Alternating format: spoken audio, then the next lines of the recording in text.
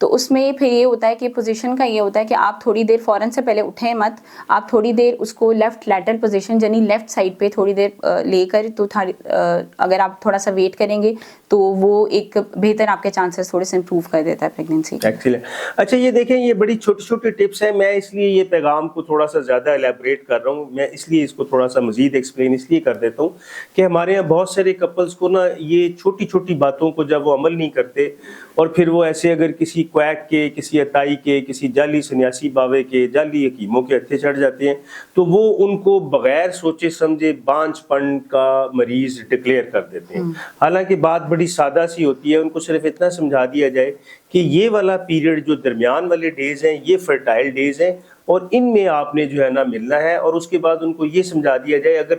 Patient को एंटीवर्टेड रेट्रोवर्टेड का नहीं भी पता, क्योंकि ये तो अल्ट्रासाउंड कराएंगे तो आपको वो सोनोलॉजिस्ट बताएगा ना कि ये आपकी यूट्रस किस तरह की है, तो आप सिंपल ये एक सादा सी प्रिकॉशन है, सादा सा एक छोटा सा, कितना छोटा सा टोटका बताया डॉक्टर साहबा ने, और इससे आपकी फर्टिलिटी के चांसेस कितने बढ़ जाएंगे कि एक तो आपने अय्याम सेंटर वाले रखने हैं, इन माहवारी के बाद जो 12वां दिन है, माहवारी पहला दिन है, और फिर 12वें दिन से लेकर 20वें दिन तक आपने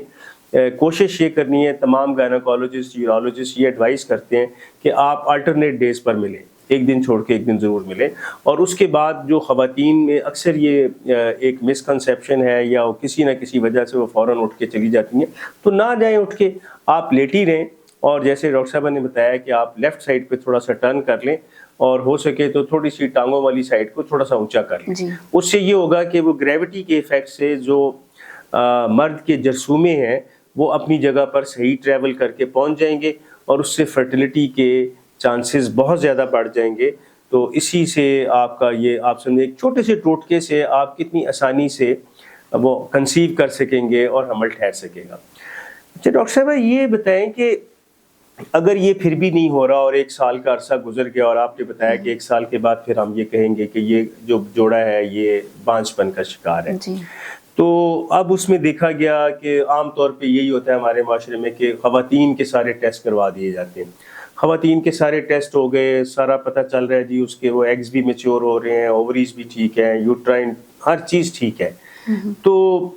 उसके बाद फिर क्या करना चाहिए? इसका मतलब है कि कोई ना कोई प्रॉब्लम मर्द में हो सकती है। सब बिल्कुल हो सकती है, जैसा कि मैंने पहले कहा कि ये बहुत अनफॉर्चुनेट चीज़ है, लेकिन हम जब भी कोई इनफर्टिलिटी के लिए पेशेंट आता है उसको एज अ कपल ही ट्रीट करते हैं, जिसमें मेल्स के भी टेस्ट होने ज़रूरी हैं और फीमेल्स के भी ज़रूरी हैं। सारा प्रेशर फीमेल पे नहीं डाल सकते, इसी तरह सारा प्रेशर मेल पे भी नहीं डाल सकते हैं, तो दोनों के टेस्ट करवा के हम लोग एज अ कपल ही उनको डील करते हैं और एज अ कपल ही ट्रीट करते हैं।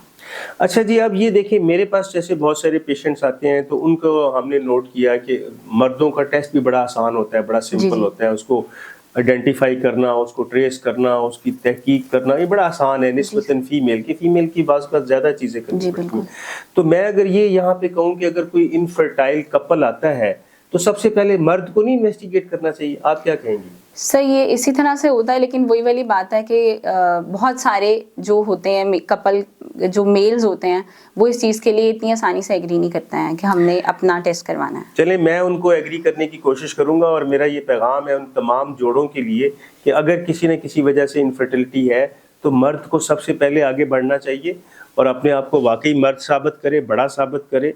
और ज़्यादा मुअज़्ज़ज़ साबित करे। और छोटा सा टेस्ट है सीमेन एनालिसिस का, अब सीमेन एनालिसिस हो गई और उसमें पता चल गया कि उनके स्पर्म्स की तादाद बहुत कम है, या कुछ ऐसे भी होते हैं जिनमें स्पर्म्स है ही नहीं, जिसको हम एज़ोस्पर्मिया कहते हैं, या स्पर्म्स की किसी और कोई ना कोई और प्रॉब्लम है। तो डॉक्टर साहब स्पर्म्स की तादाद अगर फ़र्ज़ कर लें कम है और मोटिलिटी भी थोड़ी सी स्लो है,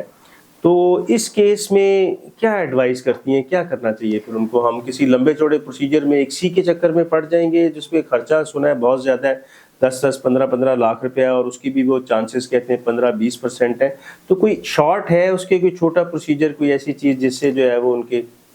सर बिल्कुल है इसमें, अगर तो बहुत ज़्यादा एक्सपेंसिव प्रोसीजर की तरफ भी नहीं जाना और बहुत एक लंबा चौड़ा प्रोसीजर नहीं करना, तो उसके लिए एक बेहतर ऑप्शन है, आजकल तो बहुत सारी लेटेस्ट ऑप्शंस हैं, लेकिन जो अच्छी ऑप्शन ऐसे कपल्स के लिए अवेलेबल है that is the intrauterine insemination, जिसको हम IUI कहते हैं। तो ये एक सिंपल प्रोसीजर है जो करवा सकते हैं।